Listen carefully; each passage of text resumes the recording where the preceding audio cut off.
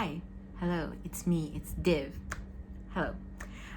So today's video is going to be a discussion video on book piracy, and the reason why I'm discussing this video particularly at this time frame is because recently there has been like clockwork the discussion on book piracy on book Twitter, which reiterates itself every month or so, and it's tiring. It's tiring. So I thought I would make this video on explaining why book piracy happens. And before I start this video, I just want to preface this video saying that I'm not coming for anyone. I'm not here to attack anyone. This is purely a discussion video in which I hope to bring an awareness to why book piracy happens. Why is this a thing that goes on? And so I hope that you can take away some information or key points, or I'm hoping that this could raise awareness to why this particular thing happens. So book piracy. So the first discussion that always comes out when we talk about book piracy is the discussion on libraries. Why can't you go to your library and borrow a book? Why can't you ask your library to purchase the new release of a certain book and borrow from it then? The main problem that comes for this is not every place has a library, and not every place that has a library is well stocked with the new releases, or even releases that came out 5 years ago. It will not have it. It will have so let me go into a more personal thing, especially I'm not even going to say in the global south, because I know in the global north there are many people that do not have access to libraries, or if they have access to libraries, it's either underfunded, which means that they don't have a ton of resources or a ton of titles, or it's situated so far away from them that they cannot make the journey, because it takes up petrol, it takes out diesel, it takes out a lot of the Malay word for petrol is coming out, which is minyak, for oil. So you're spending so much money to get to that place. It's like buying a book, which you're trying to save that money for something else, because in the global south especially, books are considered a luxury. I wish this wasn't so. I wish that this wasn't a thing. I wish books were considered a necessity, like everybody had access to it, but not everybody has access to it, unfortunately. So it's seen as a luxury. Not everybody can splurge money for books every month, or even in a year. Maybe they can buy books 2 times.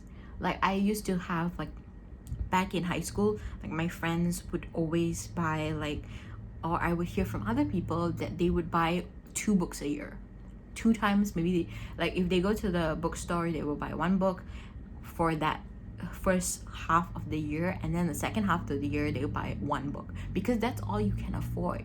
To give it in terms, I know this video is all over the place because I thought I would do a stream of consciousness than a systematic writing, because I do better with stream of consciousness talking. So yes, back to the point. In Malaysia, a meal for lunch could range from about 5 ringgit to 20 ringgit. If you're splurging on your meal, it's 20 ringgit. A book cost at least 45 ringgit. If it's a new release, 70 ringgit, 80 ringgit. If it's a hype new release, like The Life of Addie LaRue, when it came out, it was over 100 ringgit. It was really expensive, and that's 3 to 4 meals that you can. That one book costs 3 to 4 meals, and the minimum wage of people here, if I'm not mistaken, is about 1,500 to 2,000 ringgit. So you have to really budget your spending, because you have to survive. You need food, you need water, you need shelter, rent, all of these. At the end of the day, what are you going to have left? Are you going to have enough to buy a luxury item, or are you going to have are you going to save it for something, you know, a necessity down the line, like saving it for a rainy day because, you know, insurance and stuff like that.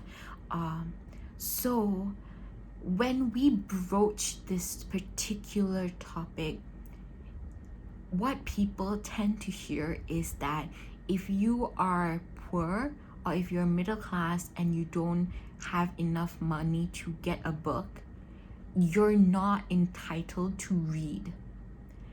And that can be very demoralizing, demeaning. It's not a good thing because, you know, books are, I know authors want their books to go through everyone because everybody should be entitled to get information. Everybody should be entitled to get knowledge.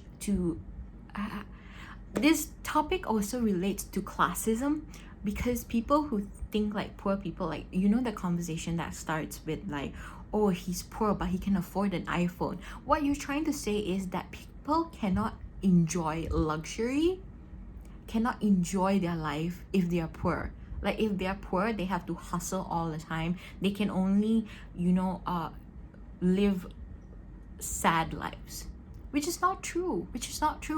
You know, poor people who are in the middle class, they deserve to have some sort of escapism. They deserve to have some sort of happiness in their life. And if these are books, that is why book piracy happens. It's not that they don't want to support you, it's that they have to wager whether a book is more important than something than an essential thing to their life.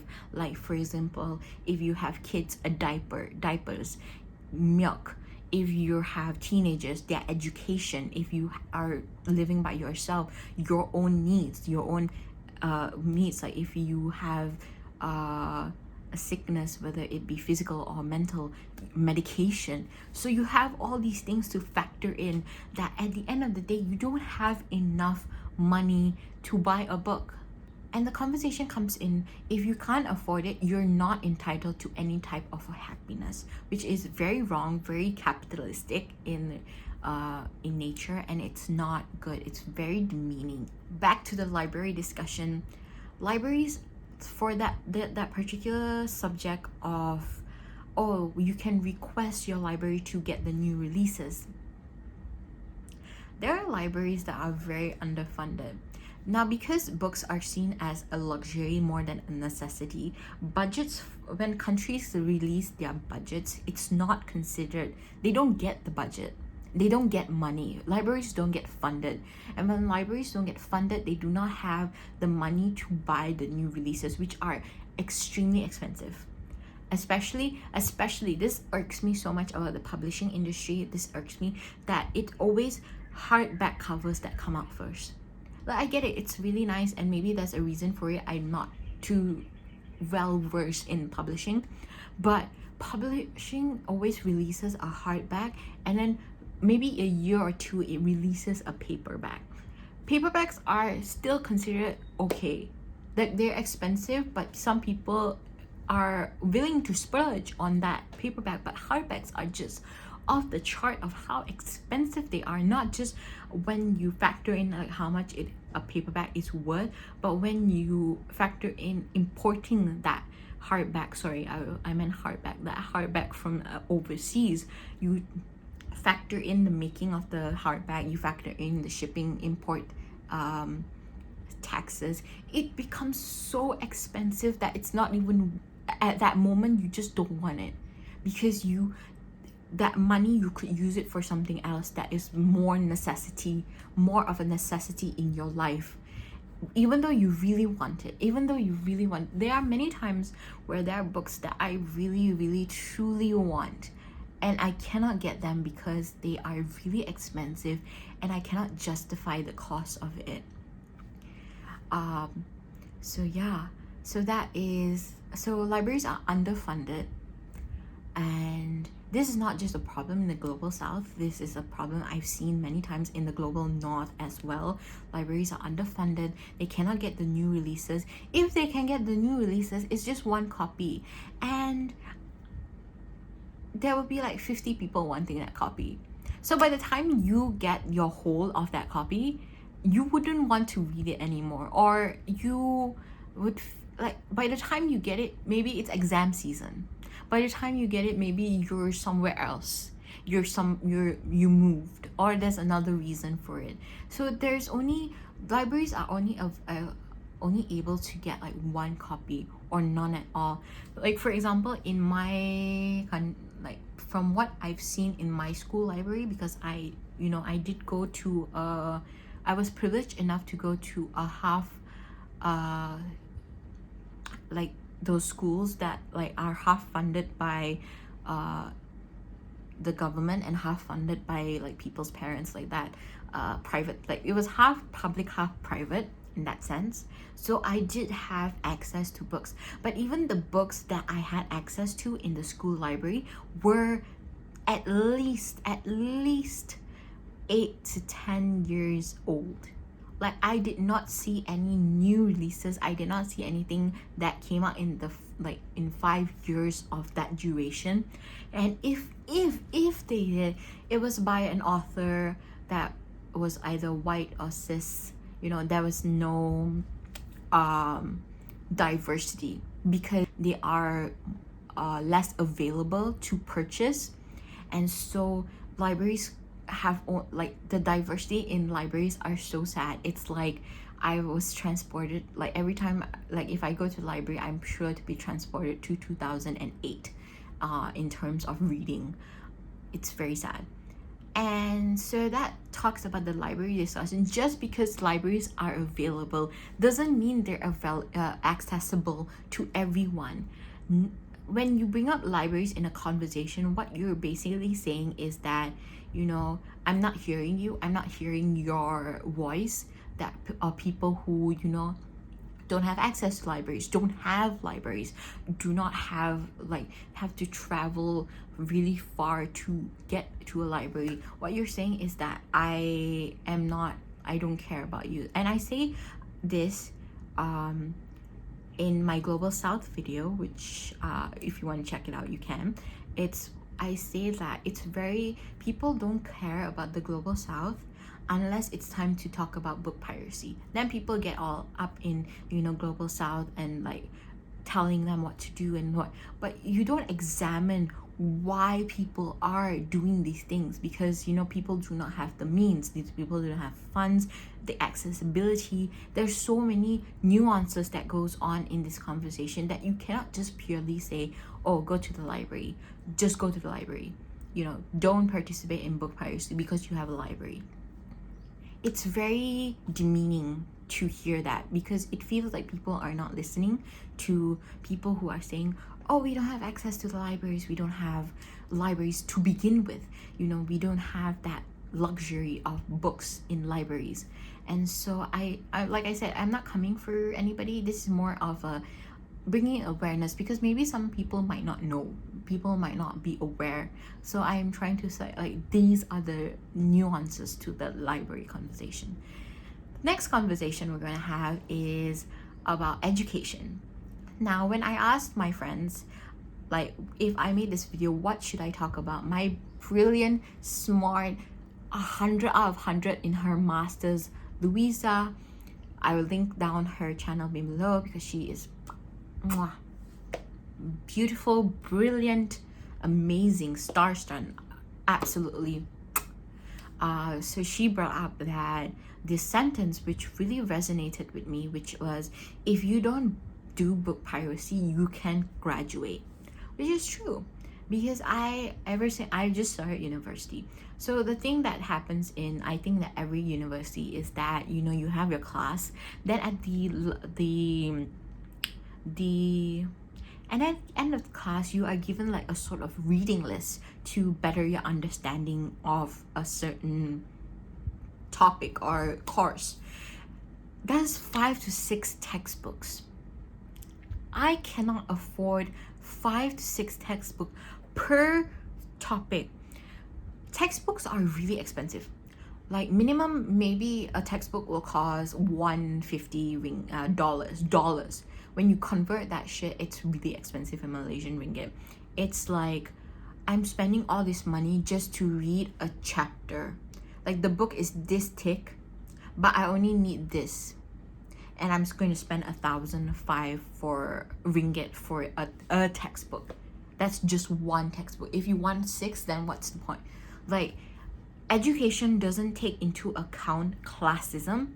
Not everybody can afford information. Not everybody can afford knowledge, which is so sucky if you think of it, because you would think that knowledge and information should be free and should be accessible by anyone, regardless of their background, regardless of their class, you know, but it's not, and it's really unfair. So when you brought up this point, I was like, yeah, exactly, actually, if you think about it, because textbooks are really expensive and not everybody has access to them. And you're probably thinking, why don't you borrow them from your university's library? Again, the same thing. They're not going to have every title. They're not going to have every accessibility. They're not going to have every title. And also, a lot of people are going to borrow the same book if they're from your course at the same time. So by the time you get that book, you don't need it anymore, because like probably you already went to your second year or your third semester or something like that. So yeah, you really need textbooks in a university, because lecture notes that are given are not, they're summarized notes. You have to do your own research on it. So yes, another thing that was brought to my attention is also something that I've gone through, which is I forgot what it's called, content restrictions. I think that's what it's called. I'm not really sure. It's when you cannot purchase a certain title if it's not in your region. And for an example, like Amazon, there are certain titles that I cannot purchase the ebook for if I'm not in the States, and which is a bummer, because I cannot afford buying a physical copy, because Amazon is really expensive, not so much in their book prices, but in their shipping. Shipping costs as much as the book, which really turns people off from buying from Amazon or from buying from bookstores, because you see a certain something that I already I want to say is that a lot of people want to support indie bookstores. Like for me, I do want to support indie bookstores in the States, in Canada, in the UK, but the shipping, understandably, because import tax and stuff like that, I cannot afford it. I can afford the book, but I cannot afford the book on top of the shipping. The shipping kills it for so many of us. And it's not that we don't want to support bookstores or stuff like that, but we can't.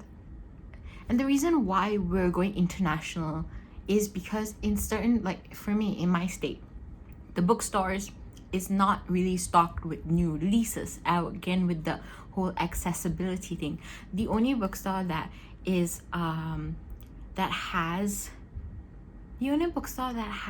like in my country that has books of new releases is over the sea. Like I live in Sabah, like it's over the sea.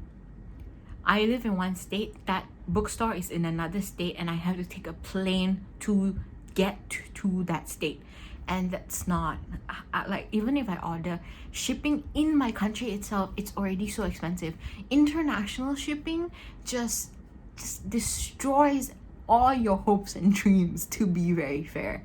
So bring it back, which I always go on a tangent, bringing it back to ebooks. A lot of people do prefer buying ebooks because they're cheaper. There are, it lasts longer. You don't have to use up the space. But it comes to that point where you're region locked, which means you cannot purchase that book as an ebook because you don't have your country doesn't have the rights to it. Something like that. I'm not really well versed in publishing law. That's not me. That's not my thing. I'm not really well versed in publishing law, so I'm not really sure how it works, but I know that a lot of people, especially in the global south, are unable to purchase books as ebooks, as digital copies because of this region lock problem. And so you're probably wondering, watching this video, okay, I understand why people pirate books, but what can I do to negate piracy? I don't think you can negate 100% piracy, because you have to take into the nuance that countries are poor. There are countries in the global south that are really poor, that our currency exchanges are really sucky, really bad currency exchanges. You know, we can only purchase maybe a book a year. If like, there are some people who can only purchase a book maybe 2 years or 3 years. So it's not going to be 100% gone. But I think one thing that can come up from this conversation is to direct your energy not towards the readers that want to support you and give you the what's the word, promotion and value that you deserve, but instead toward publishers, the publishing industry, which can pay their authors better and more what they are worth, because authors, you are worth a lot, and publishing does not do that. And I feel like that energy that you get from telling people to go to the libraries, you can spend that energy to, I've heard a lot of people say this, unionize and, you know, work, demand your pay from the publishing companies. I know it's not easy. Like, I'm making it sound really easy, but it's not. It's a lot of process, it's a lot of work, it's a lot of things. But I think that directing your anger towards readers is not going to produce any productive outcome. It's just something that's going to fade into obscurity and then be book Twitter's drama of the week next month. So instead of doing that, maybe we can work together to, you know, negate this issue, because like I said, it's not going to be 100% gone, because, you know, there's a lot of more nuances that come with this conversation than what is portrayed on the surface. And so, and there are a lot of people who aren't on book Twitter, who aren't, you know, they don't realize that this is a problem, because, you know, for them it's like, okay, I cannot afford it, you know, I can only pirate it because I really want to read this book, but I do not have the financial means to get this book because of a reason or another. So there's a lot more nuances to this conversation. And so yeah, I hope that you all got to learn something new from this conversation. Like I said in the beginning, I'm not here to attack anyone, just raise awareness. And so I really hope that this discussion brought about I hope this discussion opens to people trying to find solutions to solve this problem that don't revolve around libraries and all that type of things. So yes, thank you so much for watching my video. I will see you in the next one. Bye guys.